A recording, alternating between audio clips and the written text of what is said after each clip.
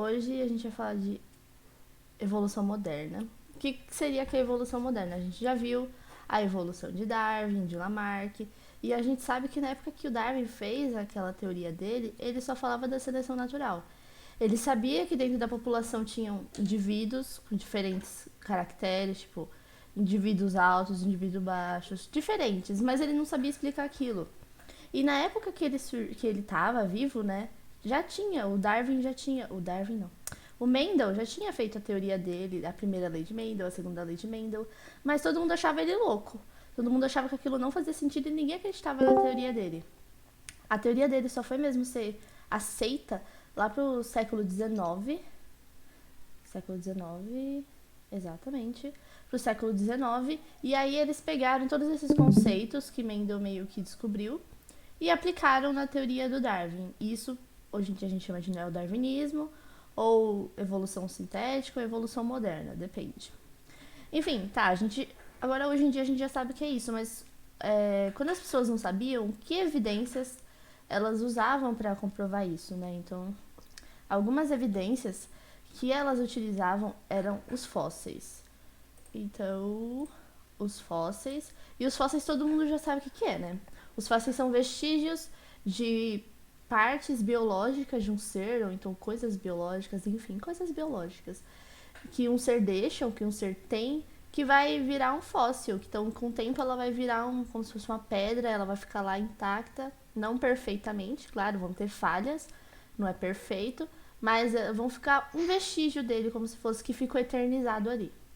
Então, esses vestígios podem ser ossos, fezes, esporos, dentes, pegadas, pólen de plantas. Nossa, pode ser uma infinidade de coisas que podem ficar marcadas ali para sempre. Só que, tipo, é claro, é muito óbvio que um fóssil não se forma sozinho. O certo, o que acontece normalmente, né, é a decomposição. Então, um serzinho vai lá, ele vai morrer, e aí o corpo dele vai se decompondo com o tempo. Só que existem uns que viram fósseis, e por que disso, né? Eles precisam de condições muito específicas de clima, temperatura, tudo mais, para que se forme um fóssil. Então, ele precisa ficar congelado, ele precisa ser soterrado, e depois dessa soterração você vai ter uma pressão muito alta, você vai ter temperaturas baixas, os micro-organismos não vão conseguir chegar ali para decompor, e aí, por causa disso, com o tempo ele vai virar um fóssil. Então, e tudo bem, tá, isso é um fóssil e a gente já viu mais ou menos essas coisas, mas os tipos de fósseis, existem vários tipos de fósseis que podem existir, e um deles é o molde e o contramolde. O que seria o molde? O molde é basicamente, teve um bichinho, vamos supor, o bichinho morreu. Aí ele decompôs o corpo dele, os ossos ficaram ali. Aqueles ossos foram soterrados e aquele material sedimentar que estava em volta dele, esse daqui, acabou se transformando numa rocha. Numa rocha, os sedimentos eles foram se juntando pela pressão, temperatura, o tempo, e foi virando uma rocha.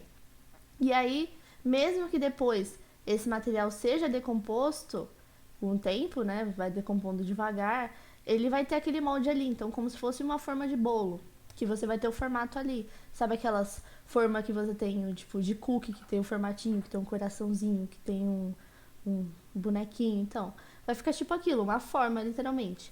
O contramolde é justamente o que pode acontecer depois. Essa rocha que a gente tem aqui, ela pode sofrer processo de erosão, ela pode ter vários processos que vai fazer com que ela sofra uma infiltração dentro dela. Então ela vai ter infiltração, essa infiltração pode ser de água e muitas vezes podem ser de minérios. E esses minérios vão entrar na rocha e vão pegar o espaço que tinha daquele molde. E aí esses minérios vão se solidificar também, se transformando em outra rocha que tem aquele formato daquele fóssil. Então realmente não é o fóssil, mas é um contramolde que tem o mesmo formato do fóssil. Então é basicamente a mesma coisa, com esse processo do tempo e tudo mais. Outros que a gente tem é a mumificação. Sim, é basicamente igual aqueles processos que tem no Egito, mas é um processo natural. Que, por exemplo, muitos mamutes da Sibéria são encontrados em estado de mumificação, por causa que eles foram congelados e eles ficam lá há 10 mil anos que eles estão lá e ainda não sofreram um processo de decomposição muito grande, por causa que o gelo, né, conserva aquele corpo, não deixa os micro-organismos se proliferarem ali. Então ele fica basicamente intacto. Então esse é um processo de mumificação, e a mumificação é quando você tem ou uma parte do corpo inteira, ou até o corpo inteiro mumificado. Então se você achasse, sei lá, um osso, isso não seria mumificação, porque precisa ter uma parte do corpo em si ali, com tudo, pele, músculos, enfim. Essa mumificação. A petrificação, ela pode acontecer em vários casos, mas o mais comum é que aconteça em troncos de árvores. Então, o que acontece? A árvore, ela tá ali, normal. Aí ela é soterrada, em um certo momento ela é soterrada. E é a mesma coisa que acontece no processo de contramolde. Essa soterração pode causar uma infiltração, e esses minérios vão se depositando no xilema, floema, nos vasos, né, nos vasos condutores de seiva do tronco. Então essa parte da árvore vai se solidificando. E com o tempo as outras partes também vão se solidificando, até chegar uma hora que ela vai estar toda assim, toda igualzinho uma pedra. Então é uma pedra de árvore, basicamente.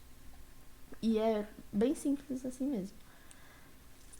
Outro que existe é a impressão. Então a impressão é quase um processo de fossilização normal, só que a diferença é que ela não vai deixar tipo o fóssil em si ali, ele vai deixar só uma marca bem leve. Ou seja, teve a sedimentação, vamos supor que nem aqui tá do peixe. O peixe estava em cima dessa rocha, teve a sedimentação, só que foi uma sedimentação que não foi muito grande. Então ela não conseguiu, essa sedimentação não foi suficiente para fazer o fóssil inteiro do peixe ficar ali, mas fica uma marca. Isso acontece muito com coisas mais planas, então folhas, bichos mais finos, então peixe, poderia ser fino, por exemplo, que não vai deixar o fóssil, mas deixa uma marca ali por cima, por isso o nome de impressão. Alguém quer falar alguma coisa ou tá suave? É bem básico essa parte ainda. Tá tranquilo. Tá, beleza. Então tá. Outra evidência muito clara da evolução é a embriologia comparada. Então, a partir do momento que você tem a fecundação do óvulo, do espermatozoide, ocorre a fecundação e você tem um feto, o que acontece é que se você observar esses fetos, a maioria é parecido. E com o tempo que eles vão se diferenciando ao longo das semanas, ao longo dos meses, enfim, aqui. Só que quanto mais parecido esse feto, mais próxima é uma espécie da outra. Então, se você olhar um embrião de humano e um embrião de porco, por exemplo, nos primeiros 15 dias é impossível você diferenciar qual é qual. Você também não consegue de cachorro e de homem. Também não dá para diferenciar, eles são muito parecidos. Agora aqui você consegue ver que os dos peixes e da salamandra é muito parecido, por causa que eles são mais próximos evolutivamente do que a gente é deles. Então, a embriologia, ela mostra muito sobre esse processo de evolução, porque quanto mais próximo o DNA for um do outro, então, homem e chimpanzé, nosso DNA é 98% aproximadamente parecido, né? Igual. Então, no começo, aquele gene que vai estar sendo sintetizado para formar o embrião e tudo mais, ele vai ser basicamente o mesmo. Ele só vai sofrer essa diferenciação do 2% no finalzinho. Então, por isso que quanto mais parecido o embrião é do outro, mais próximo você consegue ver que ele é evolutivamente. Então, se a gente tivesse uma árvore genealógica, a gente estaria mais próximo aqui do cão do que o cão estaria do peixe, por exemplo. Isso é um conceito para avaliar. Então, anatomia comparada também é outra evidência, que foi o que o Renato falou antes de órgãos homólogos e órgãos análogos. E órgãos homólogos, o que seria? Homo igual. Então, são órgãos que são iguais, mas iguais de aparência? Não necessariamente. Então, a gente consegue aqui ver que eles são os órgãos que têm a mesma origem embrionária, mas eles apresentam funções diferentes. Então, eles são da mesma origem. Então, você consegue ver aqui, o humano tem aqui esse osso, e esse osso, que eu esqueci o nome, é igual aqui, que é igual ao do gato, que é igual ao do golfinho, que é igual ao do morcego. Aliás, são todos mamíferos. E os órgãos, os ossos, eles são iguais, por exemplo. Então, eles vão se mudando. Eles mudam ao longo do tempo para determinada função, porque eles apresentam funções diferentes, mas na base, lá no começo, eles eram iguais. Então, que nem aqui a asa do morcego, essa parte aqui grande, é o dedo dele. Então, aconteceu que com o tempo eles eram iguais, mas eles houveram uma divergência evolutiva. Então, em um certo momento da evolução, eles divergiram. Eles começaram a apresentar formas diferentes por causa da seleção natural. Mas e no começo, quando a gente estava lá, que era juntava todo mundo, era a mesma coisa. Então, esses são os órgãos homólogos. E os análogos é justamente os que têm origem diferente, mas eles têm funções semelhantes. Então, aqui dá pra ver a asa da ave e a asa do inseto. Os dois servem para voar. Mas a asa da ave é igual os nossos ossos. Então, tem ossos, tem os dedos e tudo mais. E a asa do inseto é feito de quitina. Então, eles tendo a mesma função, mesmo eles sendo muito iguais, eles apresentam uma origem diferente, então eles são diferentes. Um exemplo interessante para isso é o golfinho e o tubarão. O golfinho e o tubarão, eles são muito parecidos. Tipo, claro que um é maior do que o outro e um é menor, tudo bem, mas eles são muito parecidos, só que eles são totalmente diferentes. O golfinho é um mamífero e o tubarão é um peixe. Mas eles têm coisas que se assemelham entre si, que têm funções semelhantes. Então, a parte de cima aqui das costas do golfinho, ela é mais escura. E a parte da barriga dele é mais clara. Por quê? Isso é tudo um processo de evolutivo. Quando você olha por cima, você olha assim, você está em cima do mar. Vamos supor, você está numa prancha. E aí você vê, tem um tubarão ali. As costas dele é mais escura por causa que ele quer se camuflar com o chão do oceano. Então, você olhando de cima, você não consegue diferenciar o que é tubarão e o que é chão, por causa que você está vendo uma mancha escura. E por baixo é a mesma coisa. Se você olhar para cima, a tendência é você confundir a barriga do tubarão e do golfinho com o céu que está lá em cima, que é mais claro. Então, é tudo um processo evolutivo. Os dois, o tubarão e o golfinho, têm essa mesma coisa. Mas a origem deles, ou seja, da onde eles vieram, é totalmente diferente. Então, essa coisa da seleção natural pelo ambiente, que tornou eles assim, os dois vivem no oceano, os dois têm que sobreviver a esses processos, por isso que eles têm funções semelhantes, mas eles não vieram do mesmo lugar. Então, eles são análogos, golfinho e tubarão. Deu pra entender ou ficou muito confuso? Fiquei um pouco confuso no começo. Beleza.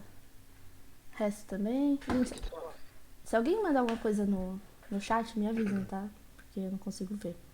Eu só esqueci de falar que quando eles são análogos, eles tiveram uma convergência evolutiva, ou seja, eles eram diferentes e eles convergiram para a mesma função. Só isso. Então tá, suave, né? Bem de boinhas. Bia, eu só posso fazer uma correção bem nada a ver meio que você tá falando. Pode. Que você disse que os nossos ossos são iguais aos da ave, mas não são. Os ossos dela são pneumáticos, tipo, eles têm Sim. menor pra poder Sim. voar. Sim. Só isso, né? Ótimo. Então. O que a gente tem igual a ave é o sistema lá dos átomos e do coração, né? É um pouquinho diferente, na verdade, mas é Eu sei, parecido. tipo, uma É parte parecido. à direita do nosso é o direito deles é o nosso esquerdo. É que eles Eu não lembro têm agora. aquele negócio chamado sacos aéreos, né? Sim. Pra eles conseguirem ficar mais leve e voar mais tempo. Mas é semelhante, vamos usar essa palavra. Somos muito semelhantes às aves. Enfim, continuando. Também existem os órgãos vestigiais. O que são os órgãos vestigiais? Os órgãos vestigiais são aqueles órgãos que a gente ainda tem hoje em dia, mas eles não têm mais a mesma função que eles tinham antigamente, que eles tinham antes. Então, o apêndice, a gente tem o apêndice, a gente sabe que hoje em dia ele tem uma função na digestão e tudo mais. Só que ele não tem uma função tão grande igual ele tinha antigamente, quando a gente tinha que comer muitas coisas com muita celulose, a gente comia muita celulose, e o apêndice ele faz a digestão da celulose e ele também ele mata as bactérias. Então, na época que o ser humano não conseguia cozinhar a carne para matar as bactérias, né? O apêndice ele servia justamente para a gente não ter esse problema com as bactérias. Então ele matava essas bactérias todas. Só que hoje em dia a gente não tem mais a gente não precisa mais disso.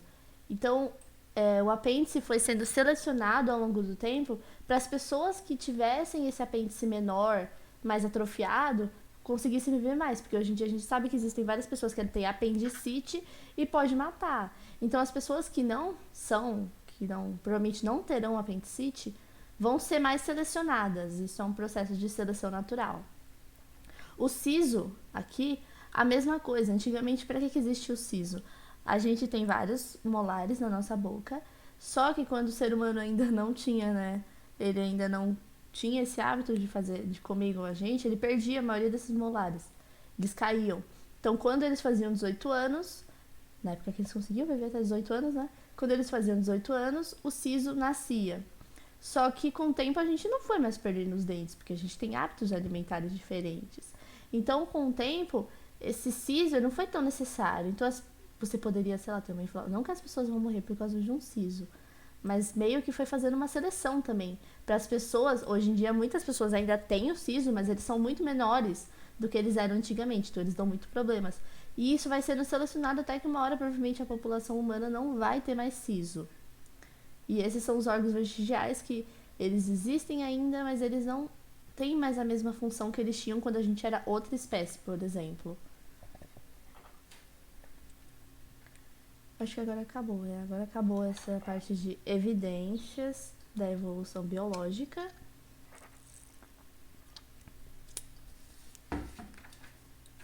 Ok, vamos lá. Agora, teoria sintética da evolução. O que seria, ou moderna, né?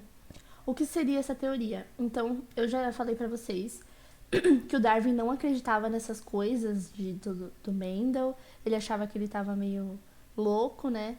Que ele não sabia o que ele estava fazendo. Tudo bem, ele não acreditava, mas ele tinha uma teoria sobre isso, só que ele publicou em outra obra dele. Enfim, ele sabia que existia uma variabilidade genética na população, mas ele não sabia explicar como.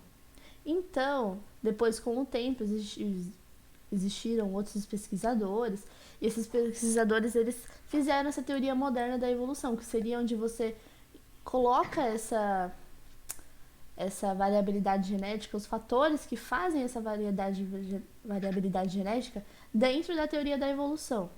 E essa é a teoria moderna da evolução, ou teoria sintética da evolução. Ou neodarwinismo também pode ser chamado. E o que seria isso? Existem alguns fatores que eles aumentam a variabilidade genética de uma população.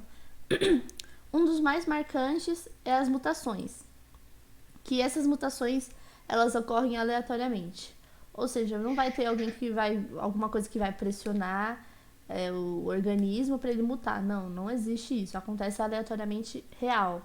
E essas mutações podem ser boas, como podem ser ruins. A grande maioria esmagadora é ruim. Porque pode acontecer, sei lá, uma mutação muito louca, que nem o Down, essas maioria de doenças genéticas, todas elas são mutações que não são boas, mas, por exemplo, o coronavírus sofreu uma mutação que para ele ajudou muito, né? Então, as mutações, a maioria delas são ruins, mas algumas fazem com que esse ser tenha uma diferença que pode, sei lá, ajudar ele a evoluir e aumentar a variabilidade genética. Então, alguns exemplos de mutações, que nem as de bases. Então, a gente sabe que a gente tem as nossas bases genéticas, a CTG, e acontece que em algum momento, algumas vezes, pode acontecer um processo de tautomeria, que eu sei que é um processo químico, eu não sei explicar muito bem como que é, eu sei só mais ou menos como que funciona, que é a gente... Você sabe? Então pode falar. A tautomeria, ela é um tipo de isômero que, para ocorrer a tautomeria, obrigatoriamente tem que ter uma ligação dupla. E imagine que essa ligação dupla ela vai ficar trocando de lugar, tipo, ela troca. Tem por exemplo, carbono, dupla O, H e o resto. Imagine que essa ligação dupla, em vez de estar no oxigênio, vai ir pro nitrogênio. Tipo, é a mudança da ligação pi.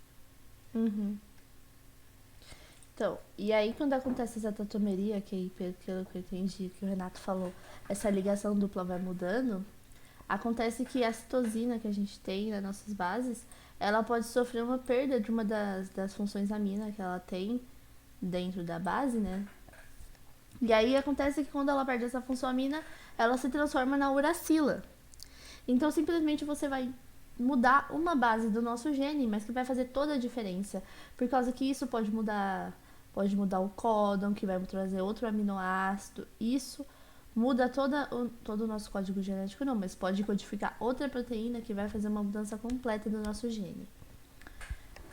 E existe também a mutação numérica, que essa mutação numérica normalmente são problemas que acontecem durante a meiose e tudo mais, que eu acho que a Gabi vai falar na próxima aula de genética, que você pode afetar o número de cromossomos. Então, em vez de eu duplicar o cromossomo, ele não vai conseguir fazer a divisão. Quando você tiver que dividir as cromátides irmãs, elas simplesmente não vão dividir.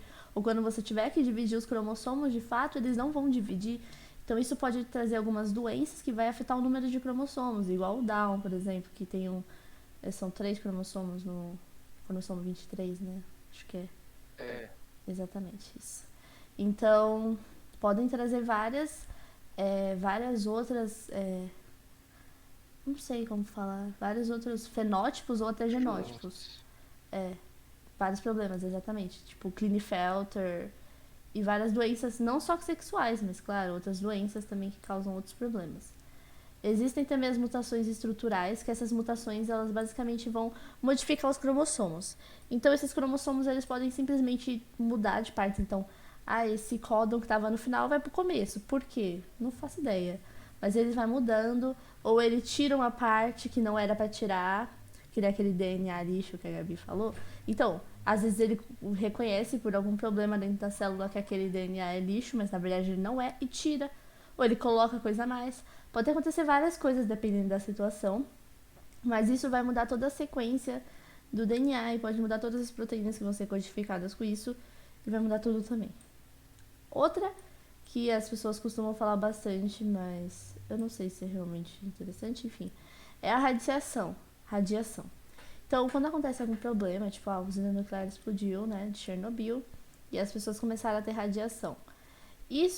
Essa radiação, ela causa uma quebra dentro do DNA das células. Então, o DNA ele é quebrado. Só que isso já é habitual para a célula. A célula já está acostumada com isso. Muitas vezes o DNA é quebrado por outros motivos. Só que acontece é que ela tenta reparar essa quebra do DNA. E quando ela tenta reparar essa quebra do DNA, aí que está o problema. Porque muitas vezes ela repara errado. Ela não consegue reparar bem.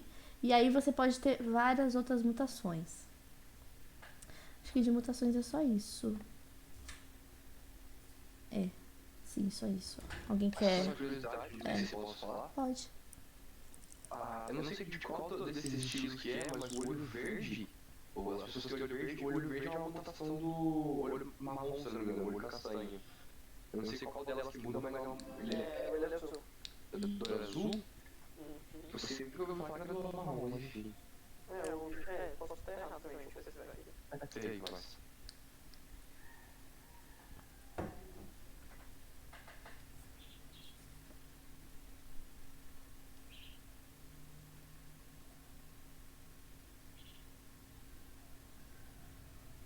Você vai falar de qual que é, né? Também deixa.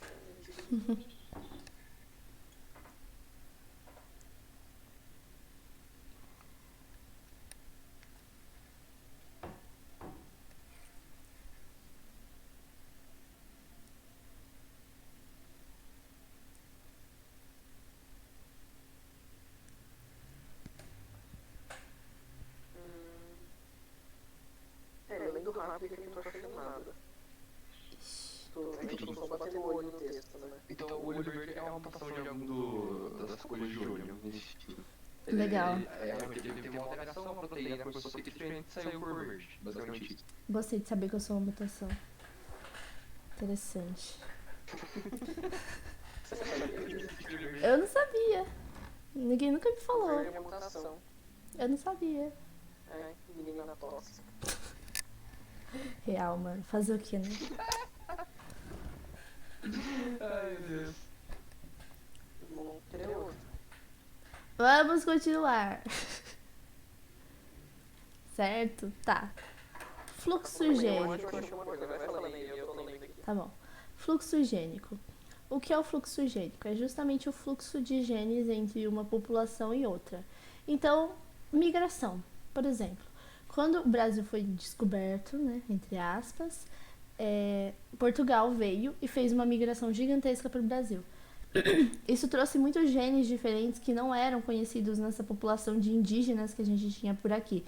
Então, eles trouxeram genes diferentes, mas em compensação, eles também tiraram genes de lá, da onde eles estavam. Então, é meio que você aumenta e você diminui de outro lugar, mas você está aumentando naquela população em questão. Então, aqui tem o exemplo do besourinho. Quando ele está aqui, eu não sei se é um barato besouro, acho que é um besouro. Ele vem para cá e ele está trazendo genes diferentes para essa população. E isso aumenta a variabilidade genética, vão poder sair outros dali, enfim. E é bem simples isso, não tem muito mais o que falar. E outro que tem é a recombinação gênica, que é basicamente o crossing over, que eu falei na última revisão, que tem o leptótero, o zigótero, o paquítano. Pode. Tem uma pesquisa que diz que o olho verde é uma seleção natural por questão de, tipo, relação sexual. Como assim? Tipo, eu acho que é, tipo, pelos fatores verdes aí, considerado mais bonito, tipo, chama mais a atenção dos homens, e consequentemente tem mulheres, se tem uma pesquisa que diz que é por que fala isso. Uau! Uau! Nossa, então dá pra mim conectar com o resto daqui. Então tá, adorei. Muito obrigada, Renato. Eu acho que é azul mesmo, porque eu vi, tava falando, se são dois pais heterozigóticos pra olho castanho azul, o azul é excessivo. Só que se for, aí tava falando, se ocorre a mutação e tem um verde e tem um castanho, o que é dominante castanho.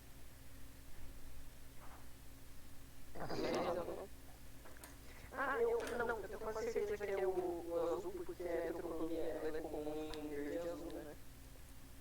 Ah, não sei, gente. Quando eu era criança, meu olho era azul, aí do nada ele ficou verde.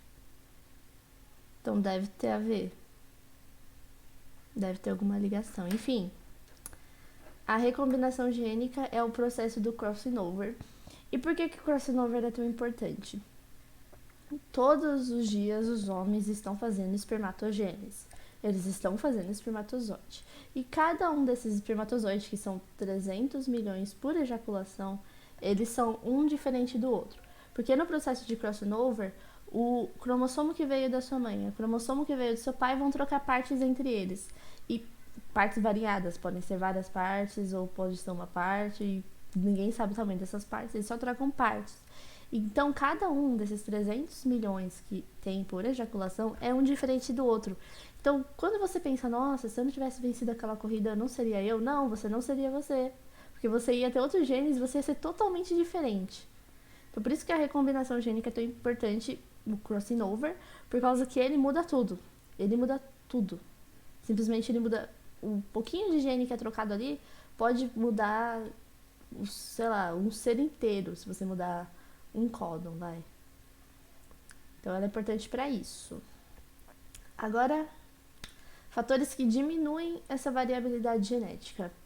A seleção natural é um deles. Então a gente já viu que a seleção natural é quando o meio ou outras coisas, enfim, exercem uma pressão ali. E essa pressão que ele exerce uma pressão. Exatamente. E seleciona os seres que são mais adaptados, entre aspas, para aquela situação. Só que isso a gente já sabe. Então eu peguei aqui para trazer para vocês uns tipos de seleções que podem acontecer. Então eu vou usar alguns exemplos para explicar. Então, a seleção estabilizadora. Eu vou usar o mesmo exemplo que eu ouvi quando eu vi isso daqui, que eu acho que vai ser bem interessante. Vamos supor que existem pessoas muito altas, pessoas de 2,10 metros. Essas pessoas de 2,10 metros, querendo ou não, vai ser muito difícil para ela ter relação com outras pessoas. Uma pessoa de 2,10 metros, para você, ela ser atrativa para uma pessoa de 1,50 m, é meio complicado, por causa da diferença de tamanho. Então vamos supor que essas pessoas muito, muito altas, elas não foram escolhidas para reproduzir. Então elas estão aqui, ó, nessa parte aqui, que basicamente aquilo que seria que aqui no X a gente tem a diferença dos fenótipos E aqui a gente tem os indivíduos, então a quantidade de indivíduos. Então, aqui a gente tem o fenótipo de pessoas muito altas. E aqui a gente tem o fenótipo de pessoas muito baixas. E os que são mais escolhidos para reproduzir na raça humana são as pessoas medianas. Então, as pessoas que são muito baixas não vão passar, por exemplo, a sua característica para frente. E nem as pessoas que são muito altas.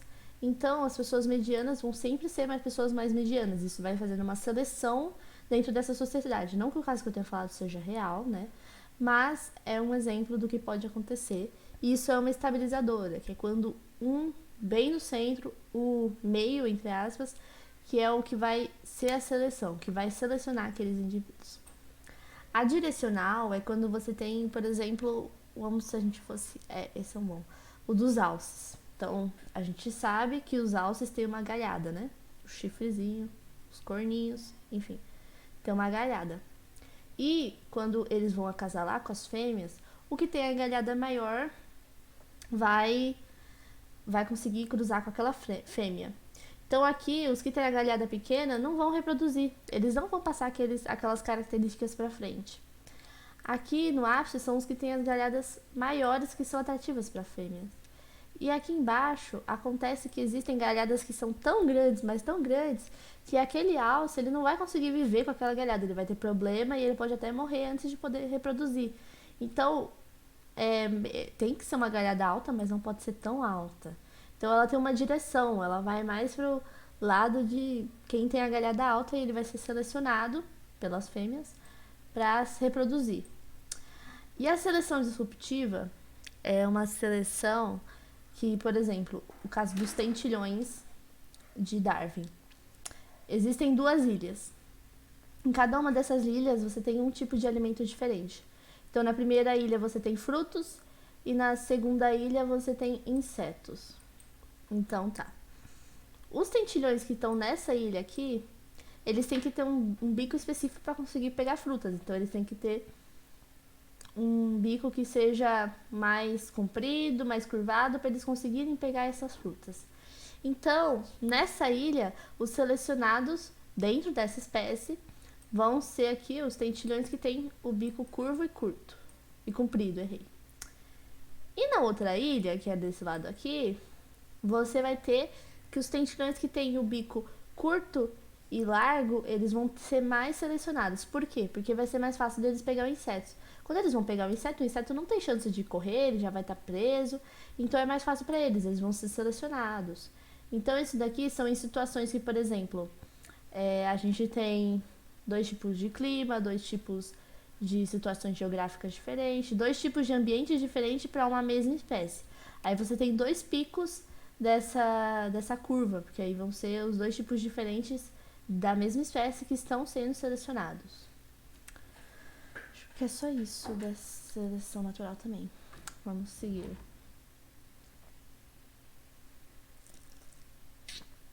Outra coisa que diminui a quantidade de genes que vão ser passados, né, que diminui a quantidade da variabilidade, é a deriva gênica.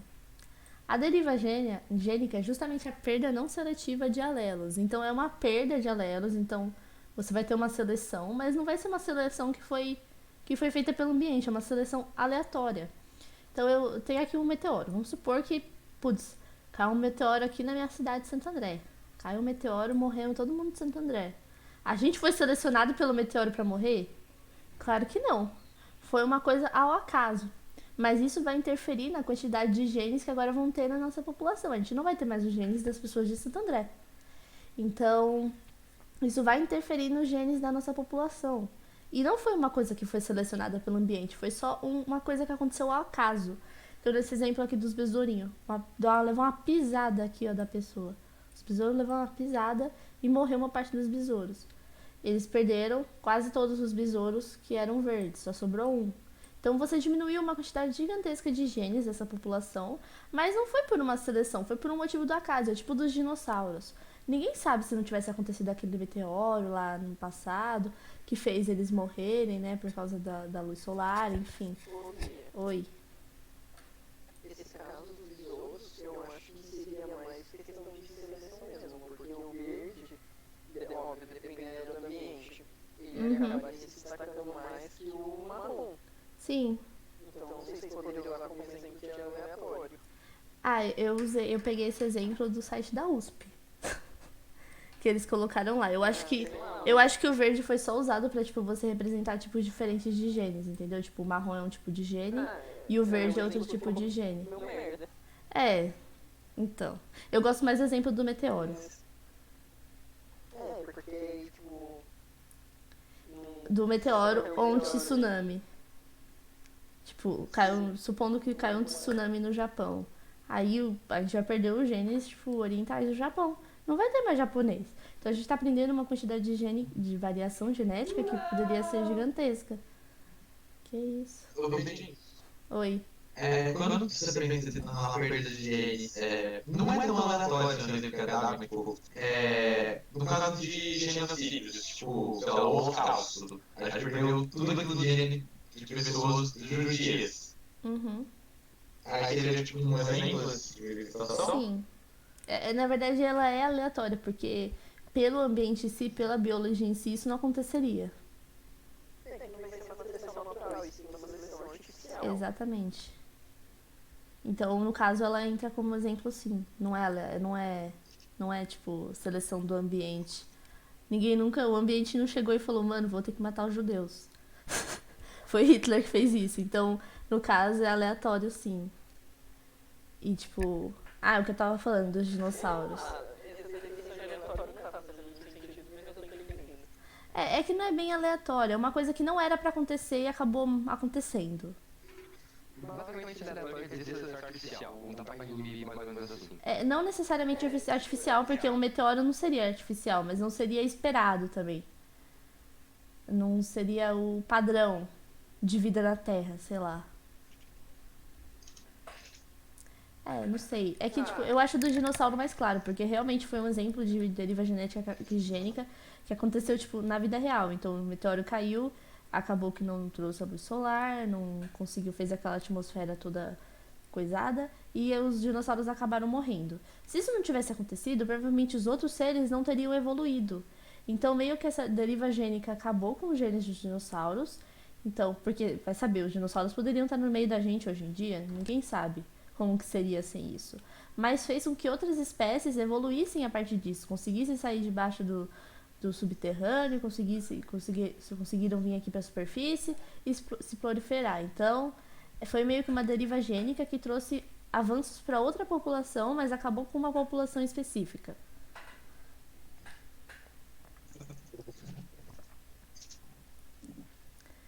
Alguém quer falar mais algum exemplo para não ficar tão bugado, sei lá?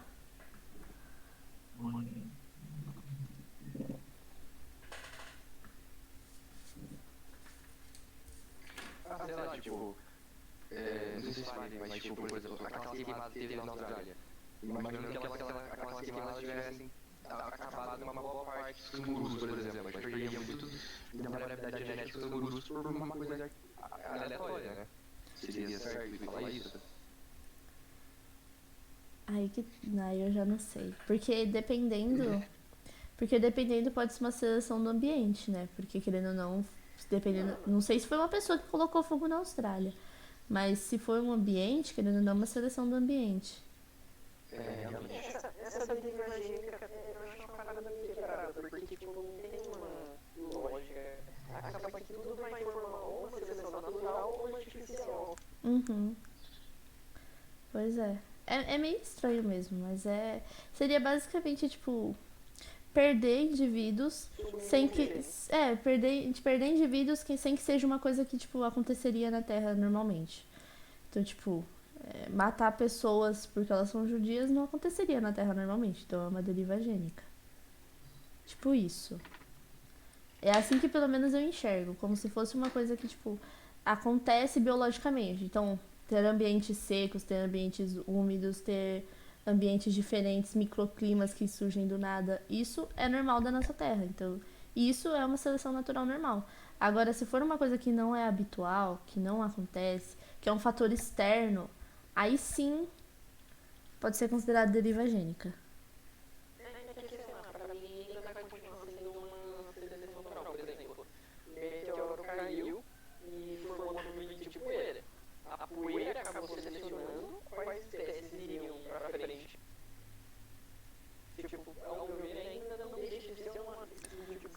Eu também acho que não deixa de ser uma seleção natural. Só que, tipo, não é uma coisa que seja, entre aspas, natural. Não é comum. Então, não é como. Não era. Tem que estar preparada. Aspas. Mas você acabou, tipo, matando uma espécie inteira quando aconteceu isso. Então não existiu mais evolução daquela espécie. Aquela espécie morreu. Sim. Você perdeu aqueles genes. Adaptada. Sim, Provavelmente o que você evoluir. sim. Tá bom, eu acho que não vai dar pra responder essa pergunta. Não agora. Segue o baile. Segue o baile, segue o baile. Vamos agora pra adaptações evolutivas, que eu acho muito legal, porque é muito fofinho, olha esses bichinhos. Enfim, camuflagem é a adaptação evolutiva que alguns seres tiveram pra se... Que tiveram não. Que foi selecionado em alguns seres para se prevenir dos predadores. Ou outras coisas, mas a maioria é para se prevenir dos predadores mesmo. E eles se confundem com o ambiente, é basicamente isso. Ó, essa borboleta aqui parece uma árvore. Esse coelhinho aqui, do Ártico, ele tem a cor da neve. Esse bicho folha aqui parece uma folha. Essa lagartixa aqui, um lagarto, não sei. É um lagarto. Ele parece com a árvore, parece muito com a árvore, na verdade. Enfim, eles... É basicamente isso, eles vão se camuflando com o meio pra ser menos visíveis aos predadores.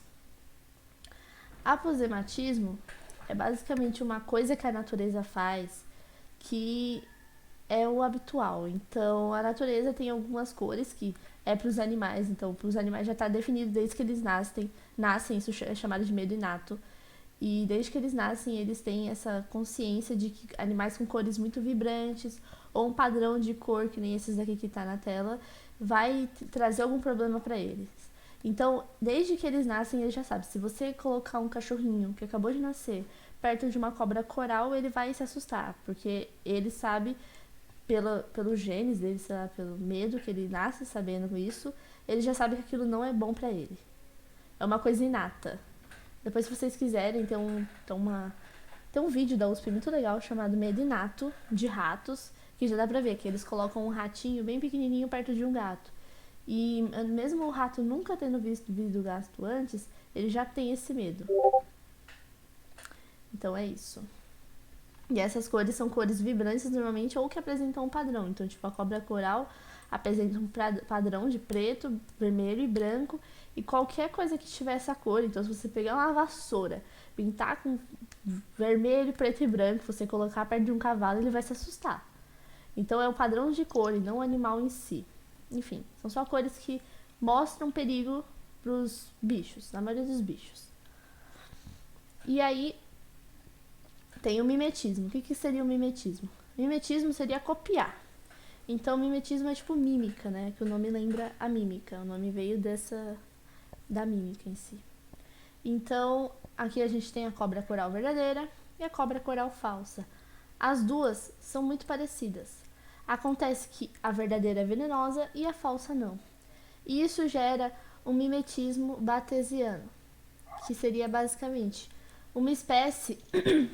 ela é tóxica. Então, vamos supor que um bicho ele é picado por uma coral verdadeira. Esse bicho, quando ele vê uma coral falsa, ele não vai arriscar chegar perto dessa coral falsa, porque ele já sabe que ela é venenosa. Para ele, ela é venenosa, porque ela tem a mesma cor. Então, meio que essa espécie da coral falsa está se protegendo, tendo essa cor, por causa da coral verdadeira. E isso é um mimetismo batesiano. Só que no caso, se um bicho for picado, brincar, sei lá, com uma coral falsa, quando ele vê uma coral verdadeira, ele não vai ter medo, por causa que ele já viu que a coral falsa não faz nada. Então ele vai chegar na coral verdadeira e ele vai ser picado, por exemplo. Então, é isso aí. Isso é o mimetismo batesiano. E isso era o que acreditavam antigamente, só acreditavam no mimetismo batesiano. Só que depois de um tempo surgiu um cara chamado Miller, que ele mostrou esse mimetismo aqui, que é o mimetismo dele, né? Que esse mimetismo seria o quê? Existem essas duas borboletas, a monarca e a vice-rei, e elas também acontece a mesma coisa, é um mimetismo. Só que antigamente eles acreditavam que a monarca era venenosa e a vice-rei não era venenosa. Só que com o tempo eles descobriram que ela era venenosa. Então ela, diferentemente do antigo que se você comesse uma não ia dar nada e a outra poderia ser venenosa, por exemplo, tipo, se eu brincasse com uma cobra coral falsa, eu ia achar que a outra também é falsa, eu ia achar que não tem problema brincar, então não ia dar certo, tipo, eu ia ser picada, sei lá. Só que com a borboleta rei e a monarca não existe isso. Se um dia, vamos supor que um cachorro foi lá e comeu a borboleta vice-rei, ele vai passar mal. E ele não vai comer a monarca. Se outro comer a monarca, ele também vai passar mal e não vai comer a vice-rei, porque as duas são venenosas. Então, o mimetismo mulleriano é quando você tem dois seres, duas espécies diferentes que são venenosos e copiam entre si. Então, esse caso aqui de acontecer vice-versa, não vai ter nesse caso do mulleriano, por causa que as duas são venenosas e as duas têm uma aparência muito similar entre si. Deu pra entender ou ficou confuso demais?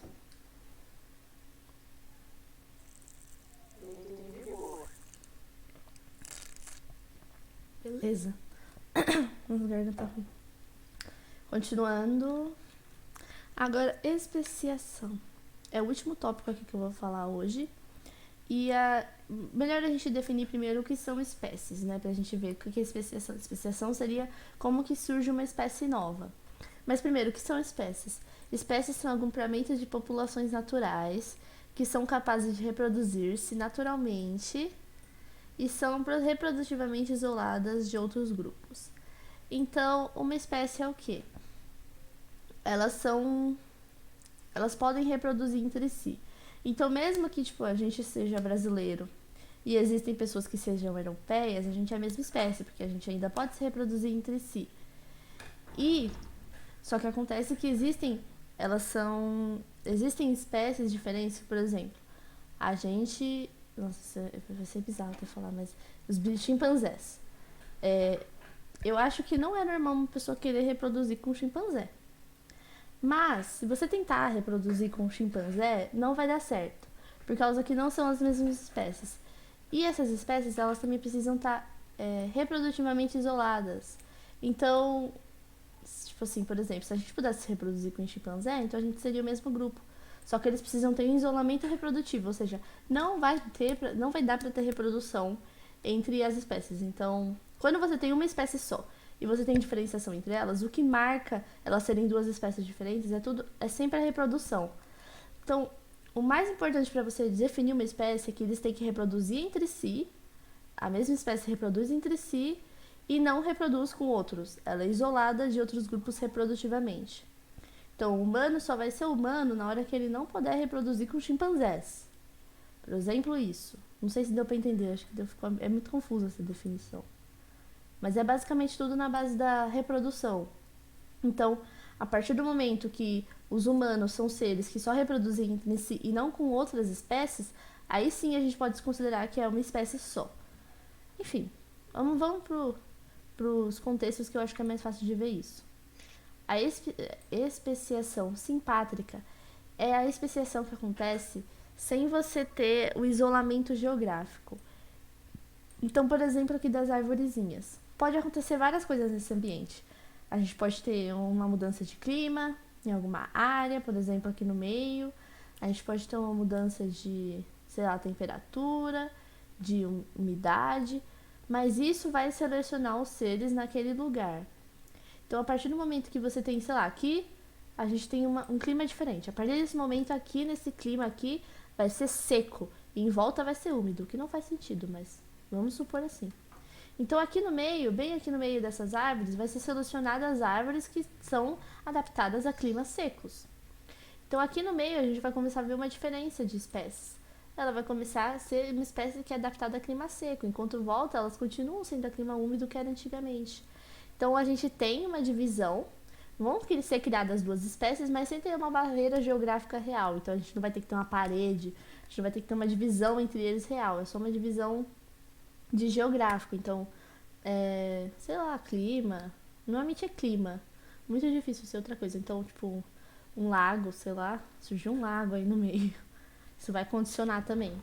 Mas, enfim, é sempre a especiação simpátrica. É sempre quando eles não precisam de uma barreira entre eles. É meio que sem sair do mesmo ambiente. A outra que tem é alopátrica. Então, a alopátrica é quando existe essa barreira. Então, vamos supor que aqui no meio surgiu um canal de um rio que vai dividir esses caranguejos que estão aqui desses caranguejos que estão ali. E vamos supor que desse lado aqui seja, sei lá, mais úmido, porque tá mais perto do marzinho aqui, né? E aqui mais seco. Então, os seres que estão nessa ilha vão ser condicionados diferentemente dos seres que estão aqui nesse pedaço de terra. Então, isso vai fazendo eles mudando entre si. Então, para você ter essa especiação alopátrica e para você saber que uma espécie mudou, você precisa ter primeiro o quê? Primeiro, a gente tem o isolamento geográfico. Então, aqui, isolamos esse riozinho aqui no meio e tal. Acontece a ação seletiva. Então, cada meio sendo um diferente do outro, cada lugar sendo um diferente do outro, vai selecionando naturalmente os seres, até no momento que você vai poder ter uma raciação, entre aspas. Hoje em dia esse termo não é mais usado, mas é como se fosse uma diferença de raça entre as espécies. Enfim, isso não existe, mas é só um termo didático, entre aspas, né? Que muitas pessoas ainda usam hoje em dia, mas não é mais muito abordado porque não faz nem sentido. Enfim, aí você vai ter uma diferença. Um vai ser um pouquinho diferente do outro. Depois disso, o que acontece? O isolamento reprodutivo. Então, o isolamento reprodutivo vai ser tipo quando uma espécie não consegue mais reproduzir com a outra. Ou até consegue, mas não dá certo.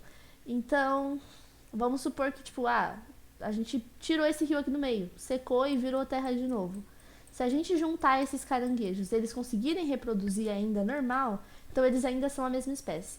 Se eles não conseguirem se reproduzir, eles já são espécies diferentes. E existem dois tipos de isolamento reprodutivo mais comuns de se ver, né? Que é o pré-zigótico e o pós-zigótico. Pré-zigótico é justamente o que acontece antes de você haver uma fecundação. Então, antes de você ter um zigoto, você já tem esse isolamento reprodutivo que não vai deixar acontecer. Então, entre eles, um é o anatômico. Então, seriam formas incompatíveis. Então, tipo, dos cachorros. A gente sabe que existem várias raças de cachorros. E se a gente quiser fazer cruzar um Pinscher com um Rottweiler, tudo bem que eles são muito parecidos, mas eu acho que não vai dar certo. Pelo tamanho, pela condição física, isso não vai ser compatível. Então, não vai dar certo. Outros motivos é o sazonal, de estações. Então, considerando plantas. As plantas, elas têm épocas específicas que elas vão se reproduzir. E se essa época de reprodução mudar entre elas, elas já não vão conseguir mais se reproduzir. Então, depende muito das estações. Etológico seria quando eles têm uma mudança no comportamento. Então, muitas aves, quando elas vão cruzar, elas têm que fazer aquela dança, né? Que bota aquelas penas assim na cabeça pra frente e fica dançando. Tem outras aves que constroem casas e aí as fêmeas vão olhando casa por casa, o que elas gostariam mais, elas cruzam com o macho. Então, existem várias coisas assim, e não só assim, né, mas na raça humana a gente também faz assim. Então, quando existe uma pessoa que você fala, mano, aquela pessoa é louca, não vou casar com ela e ter meus filhos com ela. Então, todo o comportamento, ele seleciona os indivíduos. Talvez um dia tenha uma diferença, sei lá, dos humanos ok e os humanos que são diferentes, sei lá, não sei. Mas foi só um exemplo. O pós-zigótico é quando isso acontece, tipo, depois que você tem o cruzamento. Então, você cruzou, tipo, o caranguejo daqui cruzou com o caranguejo daqui. Só que inviabilidade do híbrido. Então, esse cruzamento não gerou em nada, porque o embrião antes de nascer já morreu, porque não é mais igual, não é a mesma coisa, já mudou completamente. Ou esterilidade do híbrido, que é o caso aqui que eu coloquei pra vocês. Toda vez que você tem uma reprodução entre um cavalo, uma jumenta e, por exemplo, você vai gerar um burro. Só que os burros, eles são estéreis. Então, eles não são uma população que vão conseguir reproduzir mais. Então, os burros só surgem do cruzamento de cavalos com jumentos e eles não são estéreis. Eles não conseguem reproduzir mais. Eles não vão conseguir levar essa espécie pra frente. Então, eles existem, mas pode ser que se um dia não tiver mais cavalos e jumentos, eles não vão mais existir. Então, eles são estéreos, os híbridos. E isso gera o isolamento reprodutivo. Isso significa que o cavalo e o jumento já não são mais a mesma espécie. Mesmo eles gerando o burro, Eles não são mais a mesma espécie porque o burro não consegue se reproduzir.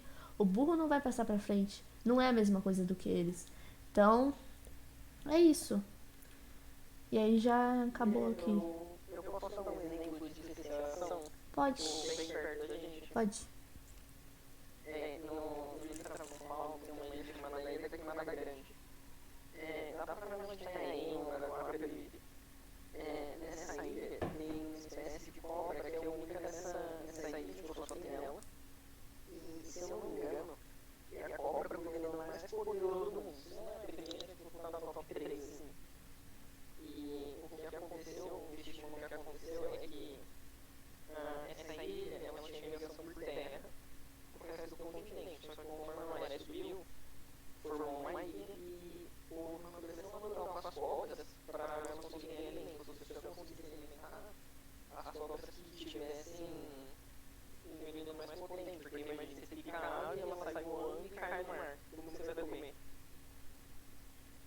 Aí nessa ilha, tipo, é cheio de cobras, tipo, eu já vi uns dados, só pode entrar pesquisador mesmo, e se eu não me engano, gente da Marinha, tem que ter autorização da Marinha e do Exército pra entrar. Tipo, E se uma parada aquela ilha que é chamada de Ilha das Cobras?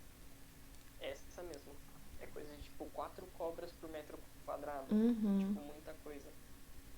Uau. E uma curiosidade, eu fiquei sabendo dessa história, meu professor me contou.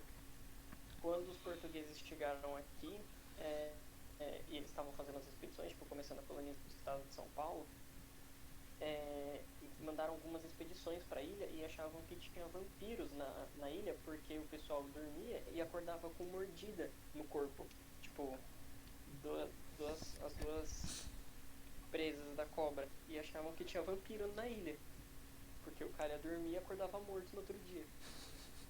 Não acordava. Não acordava. Morto. Meu. Complicado. Eu acho legal porque é um exemplo bem próximo Uhum. da gente, tipo, tá no litoral aqui. E tem total a ver com essa alopátrica. Total.